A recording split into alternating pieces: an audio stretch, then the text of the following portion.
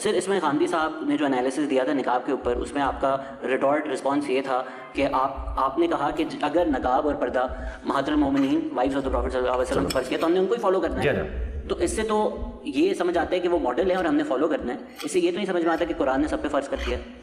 ज़ाहिर है कुरान ने किनको आइडियल हमारे लिए बनाया है? नबी इस्लाम की बीवियों को ना। जब अल्लाह ताला कहता है कि रसूलुल्लाह की जिंदगी में तुम्हारे लिए बेहतरीन नमूना है, तो उसमें जो औरतों से रिलेटेड मामलात हैं उनमें नबी इस्लाम एज ए पर्सनैलिटी खुद तो नमूना नहीं होंगे ना, आपकी बेटी और बीवी ही होंगी ना। तो लॉजिकल जाए गोरे की अदालत में हमारा मुकदमा। इसमें हम एनालॉजी अगर ड्रॉ करें तो औरत का निकाब ना करना उस एक मर्द जो क्लीन शेवन है वो बराबर नहीं हो जाता, क्योंकि वो भी फिर हमारा मॉडल नहीं फॉलो कर रहा। मर्दों के लिए अगर हमारे लिए प्रॉफिट मॉडल है तो हमें वो फॉलो करना चाहिए, औरतों के लिए वो है तो उनको फॉलो करना चाहिए। तो वो इक्वेट हो जाती है बात, राइट? नहीं, पर्दा बीच में क्लीन शेव को आप कहां से ले आए? एक ही बात नहीं हो जाती कि वो दोनों अपने मॉडल्स को फॉलो नहीं कर रहे।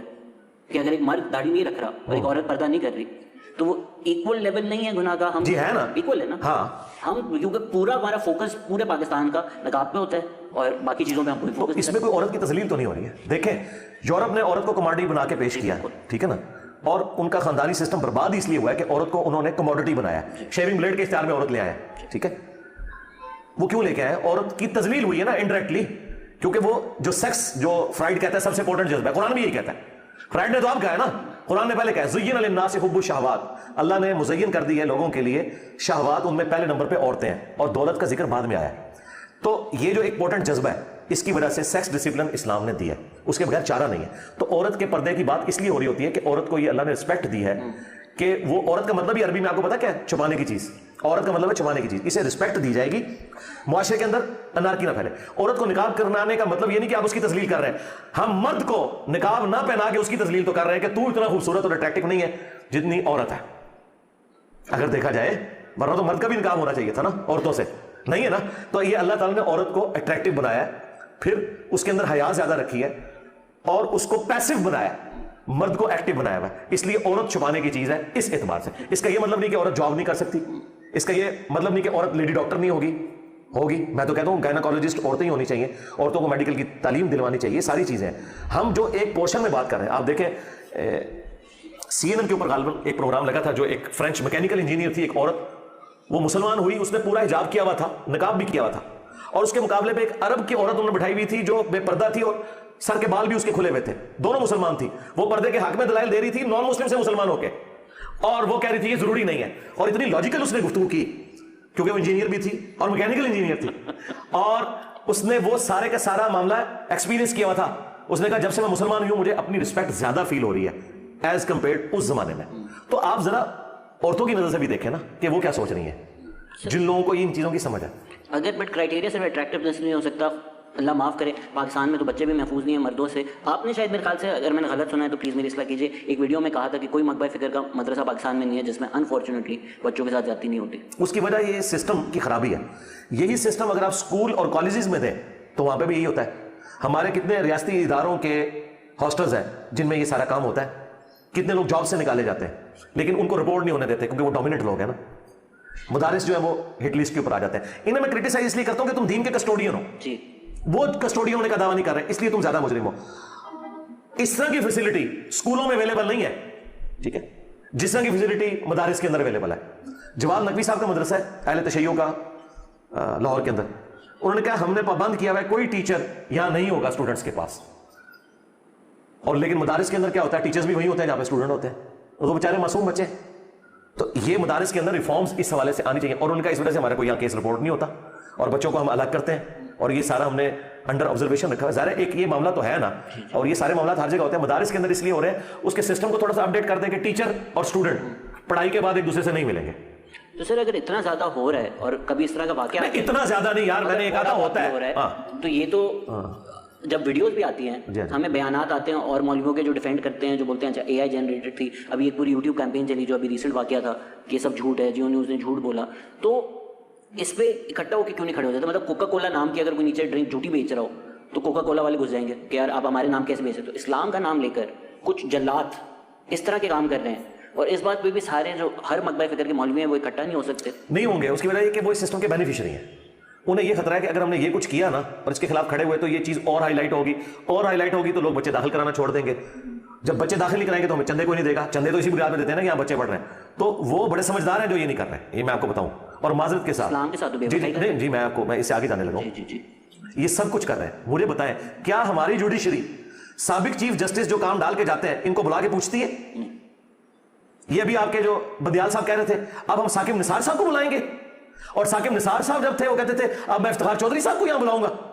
हालांकि नजरियात में 180 डिग्री का फर्क है, लेकिन मज दी पैड़ होती है। नजरियात साकिब निसार के बिल्कुल कोई और है, इफ्तिखार चौधरी के डिफरेंट है, लेकिन एक दूसरे को कैसी रिस्पेक्ट दे रहे हैं। इसी तरीके से आप एस्टैब्लिशमेंट में भी देख लें, आज की मौजूदा जो एस्टैब्लिशमेंट है, उन्होंने एक अनाउंसमेंट की, यौम तकरीम मनाया गया, लेकिन वहां मेहमान खुसूसी कौन था कि जिसकी वजह से यौम तकरीम मनाया जा रहा था, उसको उन्होंने मेहमान खुसूसी बुलाया हुआ।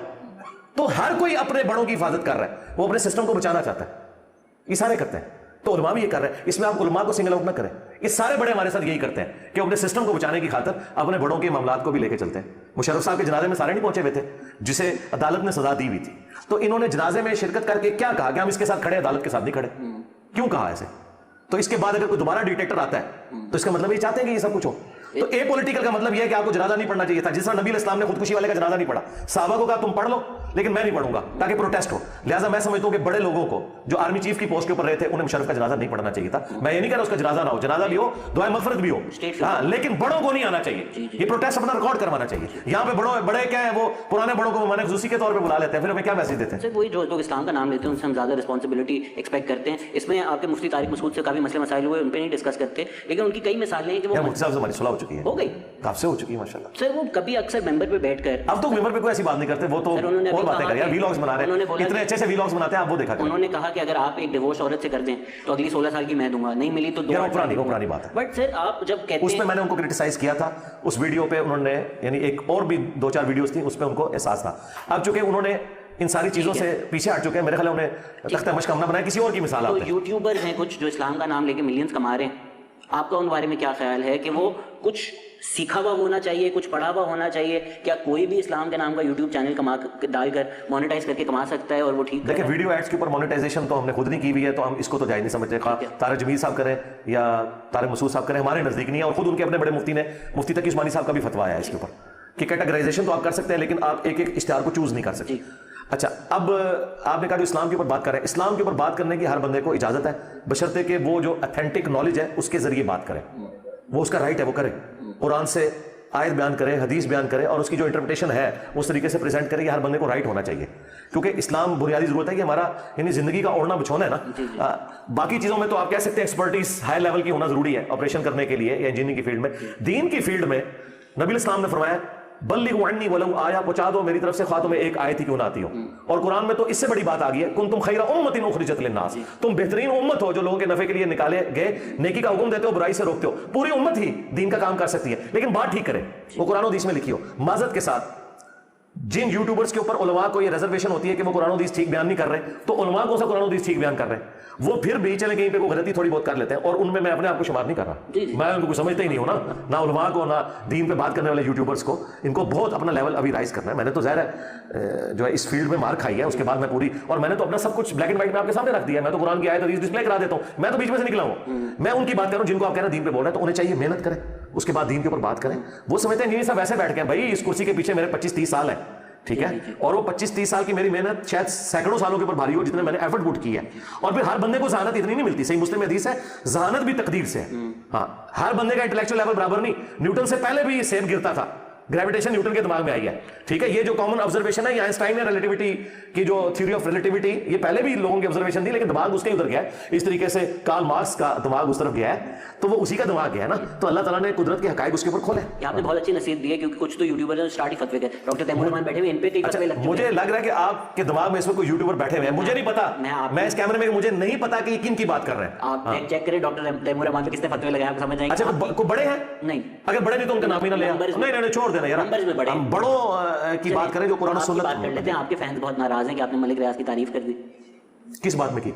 जिस भी बात में नहीं, ये अगर एक आदमी जालिम और सरकार बस अब आप डिक्टेटर बन गए ना, आपका सारा सोशलिज्म खत्म हो गया। मैं कह रहा हूं खत्म हो गया। मैं कह रहा हूं ऐसे डिसअपॉइंट हुए ने। मैं ये नहीं कह रहा कि आप नहीं कर सकते। देखिए, मैंने डॉक्टर तैमूर साहब के सामने कहा कि कैपिटलिज्म का ये वाला जो पोर्शन है कि दुनिया में इस वक्त साइंसी तरक्की मरूने मिन्नत है इसी कंपटीशन के, ये उसका पॉजिटिव एस्पेक्ट है। तो उन्होंने वैल्यू एडिशन की, उन्होंने कहा कार्ल मार्क्स ने भी कैपिटलिज्म के इस वाले एस्पेक्ट की तारीफ की है। तो सरकार किसी चीज की तारीफ करने का मतलब ये नहीं आप टोटली उसके साथ एग्री करते हैं, ठीक है। हमें तो नबी इस्लाम ने यहां तक कहा है, सही बुखारी में हदीस है, शैतान ने इंसानी शक्ल में आके आयतुल कुर्सी का वजीफा तालीम किया था।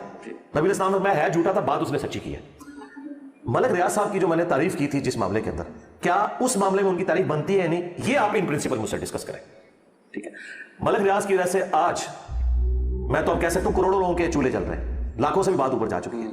उन्होंने जो आपके मुल्क में लिविंग स्टैंडर्ड दिया, जिसकी वजह से लोग ना सिर्फ इस मुल्क में रिमिटेंस भेज रहे हैं, बल्कि यहां पैरेलल में उन्होंने अपने मकान बनाए हुए हैं, छुट्टियों में आके यहां रहते हैं, और यहां कितने लोगों का रोजगार उसके साथ खुला हुआ है कंस्ट्रक्शन मटेरियल का, प्लस जो लोग सफाइयां करने वाले लोग हैं जो पूरा साल उन कोठियों की देखभाल करते हैं, उसकी वजह से किराए पे आपको सस्ते मकान अवेलेबल है। या आप अगर गिनना शुरू करें इतना कुछ है, तो मैंने इस चीज की तारीफ